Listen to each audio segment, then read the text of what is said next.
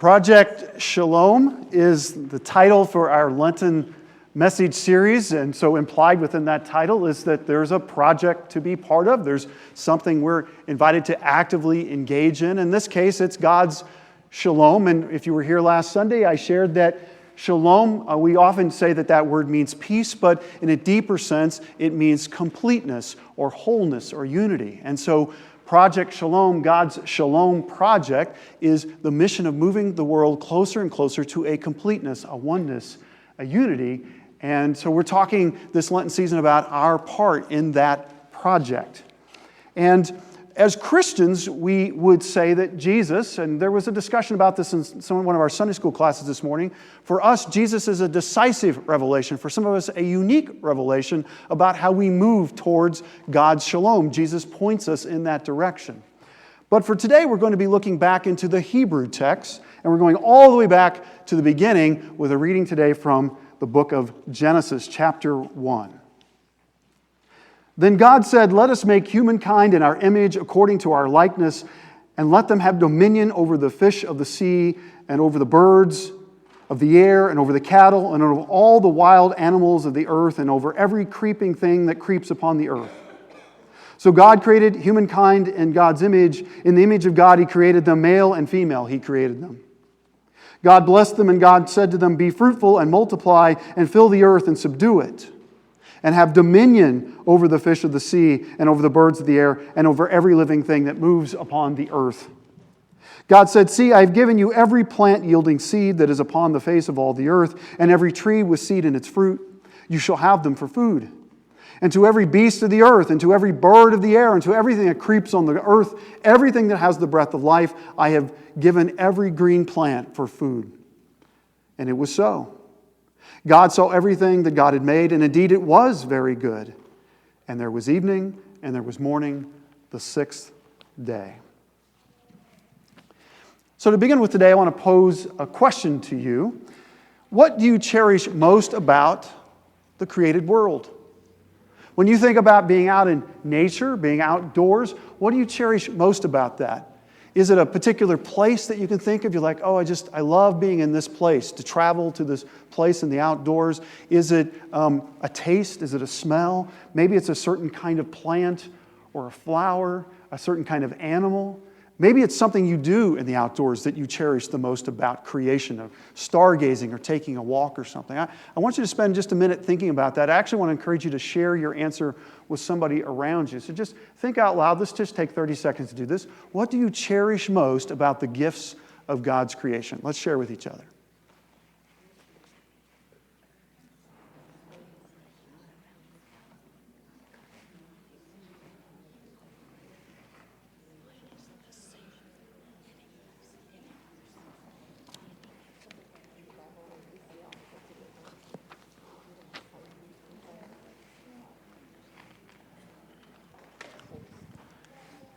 Somebody want to share their answer out loud? Just shout it out.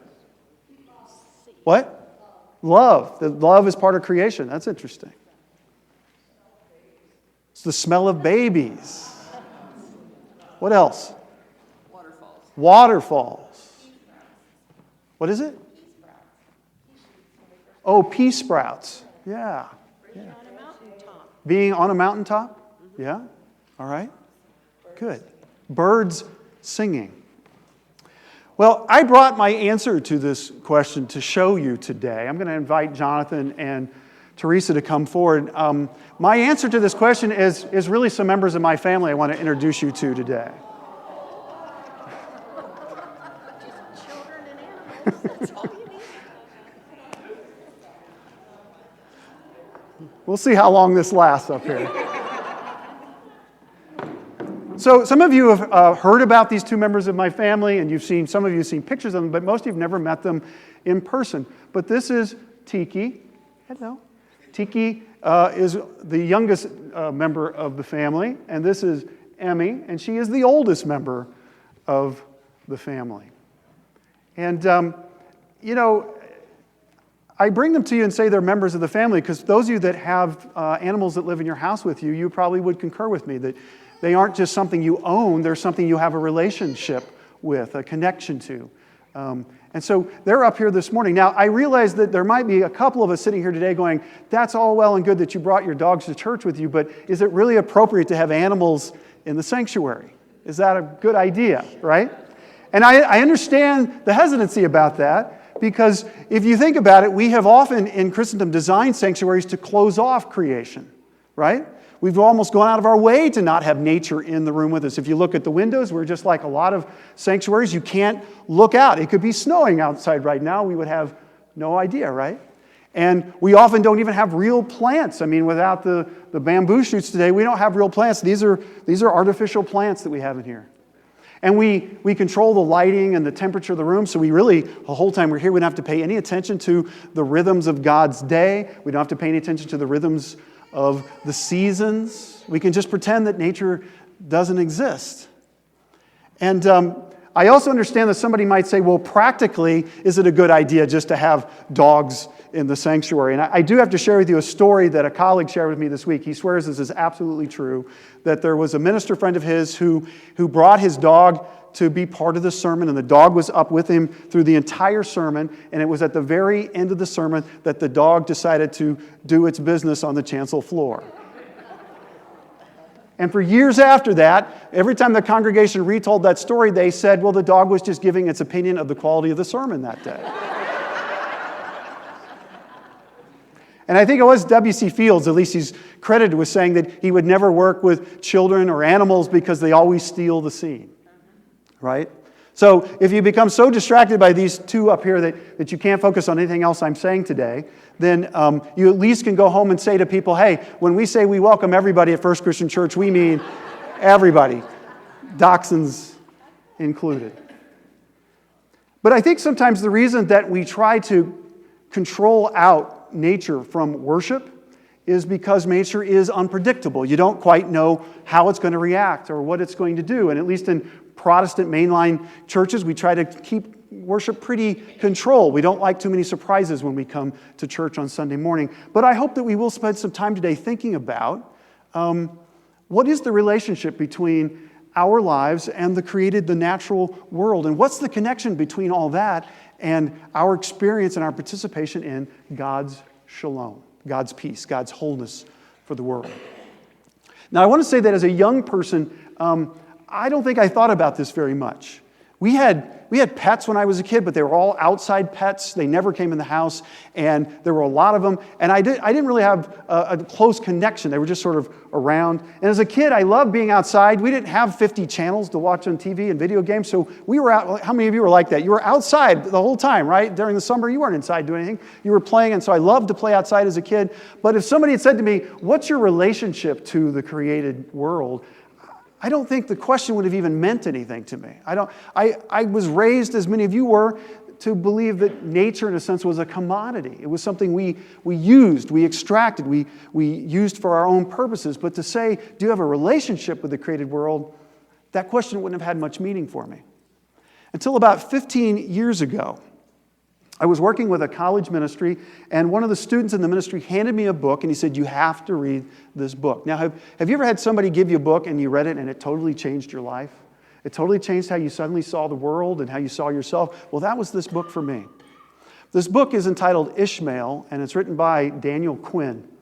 And the young man who handed me this book, and it's not a long book at all, he says, you really have to read it. And I said, okay, well, what's it about? He said, well, the book is about this guy who has this conversation about how to save the planet, and he has the conversation with an intelligent gorilla. And I said, okay, I'll get right on to reading that book. But I did. I trusted him enough. I sat down, and I was engrossed in this book immediately. I could not put it down. And the book really is about that. It's basically the whole book is this conversation that the narrator has with this intelligent ape who can speak to him telepathically. And the ape is trying to explain to him why the world is the way it is, how it got to be how it is. And one of the most interesting concepts in the book, he says, if you look over human history, the Ishmael, by the way, is the name of the gorilla. Ishmael says, if you look over the course of human history, you can almost completely divide humans into two different groups, the takers and the leavers. All right?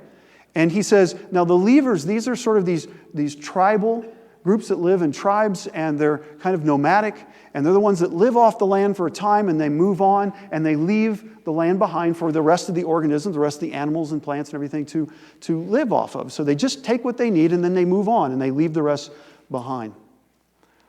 And Ishmael says, then you also have the takers. Now, the takers are groups that eventually decided to stop being nomadic, and they settled down in one spot, and they decided, somehow they developed this idea that takers, the human beings for that matter, are the dominant, are the superior entities on the planet, which meant that they were free to take as much as they wanted, not just take what they needed, but to take as much as they wanted out of the planet, even to the expense of the other created beings. And that the takers in history eventually came to believe that the destiny of the human race was to use technological advances to dominate and subdue creation and take all that it wanted out of it. And the most interesting thing I found about this concept in the book is that Ishmael tells the narrator, you can learn more about this by looking at the myths of human culture. And he says you should particularly look at the creation myths. And then he starts talking about the story of creation that we find in the book of Genesis. And he says, if you look carefully at that story, you can see the believers have looked at that story and said, that's a warning to us about what happens if you misuse and abuse the created world. The takers have looked at that story and said, no, that story tells us we are free to take whatever we want out of the created world. Now, how did we come up with that idea? Where did they come up with this conception that we get to dominate the planet as much as we want? This is the question that Ishmael puts forward, and then he says, what if we have it wrong? What if the truth is, what if the biblical writers were really saying to us, you don't have particularly special privilege as the human race, you have a special responsibility to creation. And it all comes down to how you have misread the text. Now, I want to be fair to us just quickly here. It kind of makes sense that we might have decided that we're the focus of the story and not these two here, right? Because if we look at the biblical text, it seems to be all about us, right? It's all about people and their relationship with God. And if you look at the Hebrew text, the whole thing seems to be about people, particularly about this one group of people, the Israelites, right? But that's not necessarily true if you look at the book of Genesis. If you go from the very beginning, and I'm drawing on the work here of a very well-known Old Testament scholar named Terence Fredheim, who talks a lot about creation theology. And he says, have you ever noticed, if you read the book of Genesis, that human beings aren't even mentioned for the first 26 verses? You have to get 26 verses in before a human is even mentioned. The story doesn't start off being about us. The story starts off being about God's relationship to all of creation, both human and non-human alike. In fact, at the beginning of the story, God is talking to non-human creation about what's being created. God is in partnership with the earth. The earth is actively involved in the creation event by bringing forward life. Early in the text, God is actually talking to the birds and the fish, and God blesses them, and God tells them, be fruitful and multiply, exactly as God will later tell the humans. And all the non-human parts of creation are named in the text, just like eventually the humans will be named. And Fredheim says if you continue to walk your way through the Hebrew Scriptures, you'll see that over and over again, non-human creation plays just as important a role as human creation does. And so you see examples like the Red Sea is part of the salvation story, the burning bush, the pillar of cloud and the pillar of smoke. The mountains are talked about as if they are praising God. And he says, so what you see over and over in the text is God is in a relationship of mutuality, not just with human creation, but also with non-human creation. So how do we get this wrong? Or how did the takers get the story wrong? How did they get it so wrong that they thought the whole story was about them? That all of the created world was created just for them and their use? Well, it all comes down, really, it seems like, to one verse out of what I just read to you. One verse, and two words even in that one verse. Verse 26 says that we, humankind, are to be fruitful and multiply and subdue creation and have dominion over it. And the problem with our struggle with how we treat the planet has really come down for many people to those two words, subdue and dominion. The takers have read those words to say, we get to take anything we want out of the planet. The leavers have said, no, if you don't pay attention to those words, that's why the world is messed up the way it is, because you read those words wrong. That word subdue, by the way, is the Hebrew word kabosh. You ever think about putting the kibosh on something? If there's a derivation there of that word. Kibosh means to subdue, and in the most extreme sense of the word, it means to press something down, to have a coercive power over it, maybe even to enslave it. But that's not the meaning of the word that we have in our text today. Think about the culture that this text came out of. They were living off of the land. That's probably the hardest way to live, right? It's a daily struggle just to eke an existence out of the land. It's difficult. Many people died trying to do it. And so the text is really just saying to us, the early people realized we have to somehow subdue, how to somehow learn to control the natural world, or we're going to die. We have to learn to subdue it in such a way that we can live off of it, but that life can still come out of it. Now, you could certainly make an argument that we today have subdued the planet far more than we were supposed to. But also, if you've lived in Missouri long enough and you've lived through some of the times of flooding here, you know there's a point where creation says, we will be subdued no longer. And it takes back some of that control. But the more troubling word here is the word dominion. It's the Hebrew word radah. The takers have read that word to be domination, that we can exploit, that we can take whatever we want out of the created world because it all belongs to us. But that's not what the word means in our text today. This word dominion is the same word that we use later on when we talk about the dominion of the kings that are supposed to be led by God. And so if we read in the Hebrew text, what kind of kings did God want? The king was always described by God. The prerequisite for being a king was that you cared about those that you were entrusted with.